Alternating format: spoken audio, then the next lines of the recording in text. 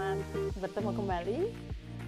Hari ini kita kumpul lagi nih bareng kami berlima. Dan bagian saya ngobrol sama Mbak Sulis. Jadi Mbak Sulis kita mulai ya. Silakan. Oke, saya ingat pertama kali mendengar nama Mbak Sulis itu, saya baca tulisan-tulisannya di Kompas ya. Terus saya dengar dari kakak saya. Oke. And I'm one of your admirer when I see you writing. Itu kayaknya, ini orang pinter banget sih, keren banget gitu. Jadi dari dulu selalu emang ingin kenalan sama Mbak Sulis. Aduh, I'm flattered. Nah, jadi kalau saya lihat nih Mbak Sulis ini, apa ya, bukan hanya pintar menulis, cerdas dan berani gitu ya. Tapi ada passion yang luar biasa terhadap keadilan kali ya.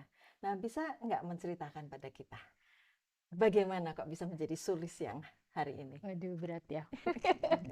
Sebenarnya hidup saya tuh biasa-biasa banget sejak saya kecil. Yang saya ingat adalah bapak saya overprotected terhadap saya gitu ya.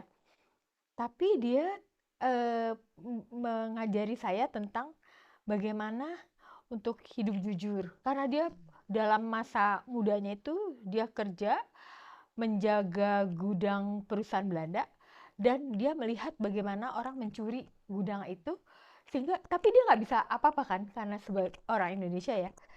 Jadi dia mengatakan kepada saya, "Dok, nek kue bener ojo wedi." Buat saya itu sebagai anak perempuan ya, bapak mengatakan itu kayak pegangan gitu. Sehingga kalau tadi Mbak bilang saya berani, saya memang tidak pernah bisa menyembunyikan rasa bahwa itu tidak adil, bahwa itu tidak benar, sehingga saya mengatakannya. Sehingga mungkin orang-orang jadi, kamu kok berani sih lawan rektor? Kamu kok berani sih lawan siapa saja gitu ya? Biarpun itu kawan sendiri, saya menghormati dia, tetapi kalau ada sesuatu yang betul-betul tindakannya merugikan orang banyak, itu saya harus mengatakannya. Tentu saja dengan sopan, dengan prosedur-prosedur gitu sih. Kemudian kenapa saya bisa begini, saya juga nggak tahu Mbak. Tapi yang jelas, saya sekolah di sekolah Katolik yang sangat disiplin banget, dan itu mungkin seperti yang Linda alami ya. Jadi tuh latihan yang berulang-ulang, tekun belajar dan lain-lain itu udah jadi sesuatu yang ada dalam daging darah saya gitu ya. Nah, saya tuh waktu SMA masuk ke sekolah IPA waktu penjurusan. Tapi saya tuh melihat kayaknya nih saya senang hal-hal yang tantangan-tantangan di masyarakat gitu, karena saya punya background juga sejarah kolonial yang ada di dalam keluarga saya gitu ya. Jadi saya pelajaran yang kedua setelah keluar main itu saya langsung pindah ke sekolah sosial. Tapi kelas sosial ya, IPS. Tapi saya menyukai banget matematik. Jadi tiap kali guru matematika datang di kelas sosial itu, dan selalu ada PR kan tiap kali. Siapa yang mau mengerjakan di kelas, selalu saya tunjuk tangan. Dan setiap kali saya maju di papan tuh mengerjakan itu semua gitu ya. Sementara teman-teman IPS kan, lu aja gitu. Nerd juga ya ternyata ya, matematik. Iya, lalu saya waktu kuliah cari jurusan ilmu sosial yang matematiknya banyak. Saya mencari semuanya, lalu saya ketemu jurusan di UGM yang namanya administrasi publik, administrasi negara. Ternyata pas saya sekolah di situ emang bener selama 6 semester itu dikasih metode penelitian untuk bisa membuat kebijakan-kebijakan publik, dan itu harus melakukan penelitian yang emang ini penelitian kuantitatif beneran, menghitung variabel, dan waktu itu belum ada komputer ya, jadi pakai kertas yang bolong-bolong segala macam. Administrasi publik, banyak hitung-hitungannya. 6 semester. Jadi saya tuh sudah terini banget ya dengan penghitungan semacam itu. Jadi saya bisa menjawab kalau ada survei-survei yang dibelok-belokkan. Aku tahu tuh cara curang-curangnya gitu ya. Keren. Heeh. Nah, tapi setelah saya lulus, saya S1, saya mencari kerja dan saya diterima sama Profesor Sayogyo dan Ibu Pujiwati Sayogyo, IPB. IPB. Heeh. Oh. Saya sempat 6 bulan, terus saya Oh. diminta pergi ke lapangan lagi untuk penelitian di Kasongan. Lalu kemudian saya dapat tawaran lagi dari Prof. Kuncharaningrat karena saya mau kembali ke Jakarta. Karena saya punya pacar waktu itu. Jadi saya ya sekarang jadi suami saya. Jadi saya pikir saya harus kembali ke Jakarta, kan Pak Kun ada di UI. Jadi saya menerima tawaran itu. Tapi Pak Kun bilang, kamu harus membuktikan diri bisa jadi antropolog gitu. Jadi saya mengikuti proses persiapan untuk sekolah jadi antropolog hukum. Nah, di situ saya berkenalan dengan metode penelitian etnografi kualitatif yang mengkritisi semua kelemahan-kelemahan kuantitatif itu gitu. Wow. Nah, jadi saya tuh menikmati gitu. Memang betul angka-angka itu penting banget, maha penting lah. Kita bisa tahu pemetaan, kita tahu sebaran ya. Untuk pengambilan kebijakan emang harus gede sampelnya segala macam kan, nggak mungkin cerita 5 orang bisa jadi kebijakan. Tapi angka-angka itu banyak banget kelemahannya karena orang-orang yang kita wawancara itu individu-individu yang punya kisah-kisah sangat menarik seperti tadi kita dengerin ya, baru 2 orang aja kita udah belajar dunia gitu kan ya. Itu tereduksi ke dalam angka-angka. Nggak bisa kita dengar kisah-kisah orang-orang itu gitu. Nah, jadi saya menikmati jadi antropolog, jadi etnografer. Karena etnografer itu ya mencari apa yang dipikirkan orang tanpa kita lihat tindakannya. Jadi kan kalau kuantitatif, ilmu sosial yang kuantitatif itu diturunkan dari cara berpikir ilmu alam yang semua benda-benda itu bisa direifikasi, bisa dilihat, bisa diukur ya. Nah, yang di dalam ilmu sosial menurut saya susah untuk dijiplak begitu karena kalau benda-benda alam kan bendanya bisa diukur, karakternya nggak berubah. Air mau dipanasin, mau dijadiin es tetap H2O. Kalau kita belajar ilmu sosial tentang manusia, emangnya bisa manusia dibuat seperti benda alam gitu ya. Nah, jadi saya menikmati tuh. Saya tahu yang kuantitatif, saya tahu yang kualitatif gitu. Sehingga saya bisa melihat dunia tuh secara lebih lengkap gitu kali ya. Bukan dunia, artinya peristiwa-peristiwa yang saya teliti. Sisi-sisi kemanusiaan dari orang-orang yang saya teliti. Terutama adalah orang-orang yang tidak punya relasi kuasa. Perempuan sih dalam hal ini, perempuan. Jadi penelitianku hampir semuanya tentang perempuan. Jadi S2-nya apa? Antropologi hukum. Jadi dari administrasi publik ke antropologi hukum. Iya. S3-nya juga antropologi hukum. Dan kemudian fokus perempuan. Iya. Dan disitulah saya kesepian yang tadi Mbak Dami tanyakan ya kepada Mbak Nana ya. Saya merasa kesepian karena misalnya sekarang ya orang-orang hukum merasa saya itu antropolog.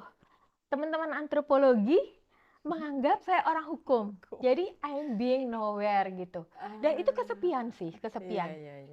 Apa akibat dari kesepian saya itu? Saya bekerja 5 kali lebih berat, lebih keras daripada orang-orang di sekeliling saya gitu. Supaya bisa diterima oleh, supaya bisa fit in. Jadi sebetulnya kalau dengar cerita ini, berarti semua tuh pekerja-pekerja keras ya. Kita semua seperti itu. Kemudian setelah selesai S2, S3 kembali ke Indonesia. Ya, jadi saya tuh S2-nya 5 tahun karena zaman itu di Belanda nggak ada yang pakai bahasa Inggris kan. Jadi saya belajar bahasa Belanda juga. Kecuali sekarang. Kalau sekarang orang 7 tahun di Belanda nggak usah bahasa Belanda nggak apa-apa gitu. Tapi zaman saya nggak ada. Kecuali di The Hague ada ISS. Nah, terus saya kembali ke sini karena Sebelum saya selesai S2, Profesor Kuncharaningrat, Profesor Tapio Masih-Romi menyurati saya, tulis kamu harus segera pulang karena ada 2 kuliah baru yang akan dibuat di UI. Satu adalah antropologi hukum, satu lagi gender dan hukum gitu. Jadi saya cepat-cepat pulang. Lalu 2 tahun kemudian saya akan berangkat ke Belanda lagi untuk S3. Udah siap-siap deh semuanya gitu ya. Padahal saya udah menikah waktu itu. Tapi kemudian IGGI itu memutuskan kontrak itu, jadi saya nggak jadi pergi. Nah kemudian saya nggak mau buang-buang waktu, ngapain saya mesti nunggu ketidakpastian. Jadi saya langsung aja ambil S3 di UI. Waktu itu saya punya anak kecil, dan waktu saya S3 saya hamil. Jadi instead of dapat S3 saya dapat anak kedua. Tapi saya 5 tahun selesai sih waktu S3 itu. Iya. Gitu. Mungkin bagi yang nggak kenal IGGI, mungkin bisa dijelaskan sedikit tadi. Itu kayak konsorsium negara-negara kaya untuk membantu Indonesia, dan koordinatornya itu adalah Belanda. JP Prong. Lucunya, beberapa tahun yang lalu, JP Prong itu kan adalah direktur SDGs, datang ke Fakultas Hukum UI, memberikan kuliah kepada sekitar 500 mahasiswa baru, dan saya diminta oleh dekan untuk menjadi moderatornya gitu. Jadi pada waktu selesai kuliah itu saya cerita tentang saya nggak jadi pergi karena IGGI bubar gitu. Terus dia cepat-cepat bilang, "It's not my fault, your president." Jadi persisnya apa presiden lakukan waktu itu sehingga IGGI memutus? Waktu itu kalau nggak salah kan Indonesia itu mau minta hutang, tetapi dengan persyaratan yang berat, dan bahkan ada foto di mana Presiden Soeharto berhadapan dengan Prong dengan kayak ada gimmick yang menunjukkan bahwa betapa lemahnya kedudukan Indonesia gitu ya. Nah itu saja yang saya ingat sih. Dan ketika itu bubar, dampaknya bukan buat saya aja. Jadi teman-teman yang sekolah di Belanda tuh harus pulang ya. Yang mau pergi nggak bisa jadi pergi. Gitu. Ya, saya ingat waktu itu besar-besaran sekali tuh. Jadi kemudian kembali ke Indonesia, terus apa yang terjadi sehingga sekarang kan bisa dikatakan Mbak Sulis nih aktivis, scholar aktivis, itu apa yang menyebabkan Mbak Sulis selalu berjuang? Mungkin karena saya kebetulan dapat 3 guru yang hebat-hebat. Pertama adalah tadi Prof. Kuncharaningrat. Dia juga seorang seniman, pelukis, dan penari ya. Oh, really? Jadi dia kalau ngasih kuliah di kelas, di papan tulis itu dia menggambar, tergantung dia sedang menceritakan apa. Suku bangsa Indian, dia gambar Indian. Suku bangsa Asmat, dia tulis, dia gambar gitu ya. Dan buku-bukunya juga penuh dengan lukisan-lukisan sendiri gitu. Yang kedua adalah Profesor Tapio Masih-Romi. Beliau itu boleh dibilang ibu antropologi hukum Indonesia, karena beliau itu studinya hukum dan juga antropologi, sehingga saya menuruni ilmu yang beliau pelajari dan diturunkan kepada saya dengan kisah yang saya bisa nangis kalau cerita tentang itu ya, karena Ibu Romi itu bersama saya jalan di jalan yang sepi dan sunyi. Itu kan bukan ilmu yang orang hargain, bukan ilmu. Padahal kami di Fakultas Hukum yang lawyer itu banyak uang gitu ya. Ibu Romi itu setiap jam 7 malam menelpon saya untuk memberi saya pekerjaan dan menanyakan pekerjaan yang sudah dikasih.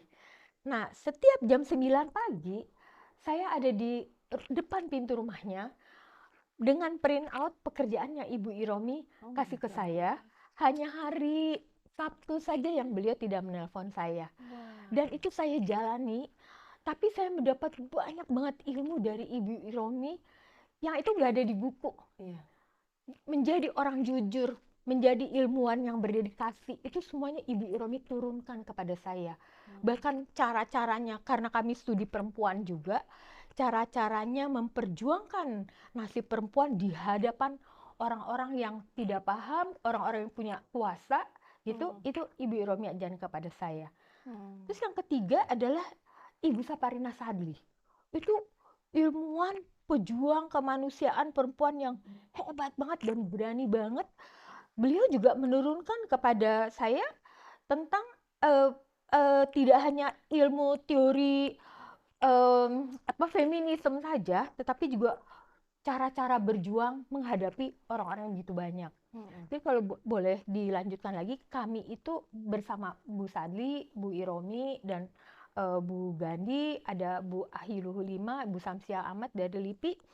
Saya paling muda pada waktu itu, jadi bos saya banyak, tadi saya cerita sama Linda. Kami 16 tahun keliling Fakultas Hukum dari Aceh sampai Papua. Misalnya di Aceh ada Syah Kuala, Fakultas Hukum, nanti kami datang tuh dia udah undang Fakultas Hukum yang lain. Lalu di situ kami mensosialisasi konvensi SIDO. Konvensi itu isinya sangat komprehensif tentang larangan melakukan diskriminasi terhadap perempuan di berbagai bidang kehidupan. Jadi kami berhadapan dengan para dosen-dosen supaya mereka membuat mata kuliah gender dan hukum seperti yang ada di UI, atau kalau itu susah mereka mengintegrasikannya ke dalam kuliah-kuliahnya sendiri. Dan hari ini setelah itu tahun 1994, sekarang 2024, saya nggak tahu berapa puluh tahun lalu ya, sekarang ada 100 lebih fakultas hukum di seluruh Indonesia punya kuliah semacam itu. Setelah 30 tahun, luar biasa. Saya terpesona mendengar kisahnya Mbak Sulis. Jadi the Sulis that we are seeing today itu adalah hasil dari mentorship dari orang-orang yang luar biasa, kerja keras yang luar, dan itu semua dilakukan tanpa bertanya ya, tanpa aduh aku nggak bisa nih, aduh aku enggak ya, so you always do it with ikhlas dan passionate begitu ya. Kenapa kok bisa seperti itu? Kalau ya saya bukan mau mengatakan sekarang Gen Z katanya anaknya beda gitu, tapi kan banyak kita ngeliat generasi, saya nggak boleh bilang banyak deh. Ada orang-orang lah yang kita lihat kadang-kadang mereka sangat menghitung, aduh saya nggak bisa ini, atau aduh nggak saya. Tapi kalau dengar ceritanya Mbak Sulis ini kayaknya you always do it with, jadi siap dikasih tugas itu siap melakukan dengan itu. Karakter seperti itu tuh bisa muncul itu kenapa ya? Saya juga nggak bisa menjawabnya ya, tapi mungkin karena saya penasaran aja kali ya. Ibu Iromi melakukan ini semua dalam rangka apa ya tujuan-tujuannya? Bahkan semua mata kuliah Ibu Iromi di FISIP, di Fakultas Hukum, di PTIK itu diserahkan kepada saya ya. Sesuatu yang saya juga nggak bertanya berapa alokasi waktu, berapa uang yang akan saya dapat, saya nggak tanya. Dan itu saya nggak dapat lagi ketika saya meminta anak-anak muda melakukan hal yang itu. Saya selalu ditanya berapa alokasi waktu dan berapa gajinya. Saya nggak bisa bilang apa-apa gitu, karena mungkin memang tuntutan zamannya berubah. Sekarang tambah susah daripada pada zaman saya. Saya kan nggak punya kebutuhan untuk beli hal-hal yang sekarang ada gemerlapan. Pada zaman saya, zaman kita lah ya, kita nggak punya kebutuhan untuk sepatu bermerek, tas bermerek gitu kan, nggak ada zaman dulu. Mungkin itu, mungkin. Ya itu kayaknya menjadi pemikiran kita bersama ya. Kalau kita nanti ngobrol-ngobrol yang lain tentang tantangan hidup bagi anak-anak muda di zaman sekarang dengan semua ya sosmed dan all those branding gitu. How to stay true to your values, to your calling gitu tuh. Zaman sekarang anak-anak lebih sulit mungkin. Jadi in a way kita berterima kasih juga ya kita dilahirkan dulu zaman itu. Zaman susah. Oke, ada yang closing statement yang mau disampaikan? Aku mau mengutip kembali pernyataan Mbak Dami, mentorship itu penting. Mendapatkan guru yang baik, yang genuine itu jadi penting. Makanya kita harus jadi guru-guru yang baik buat segitu banyak orang. Luar biasa, luar biasa. Terima kasih sekali Mbak Sulis. Sampai ketemu lagi. Terima kasih Mbak Dami. Thank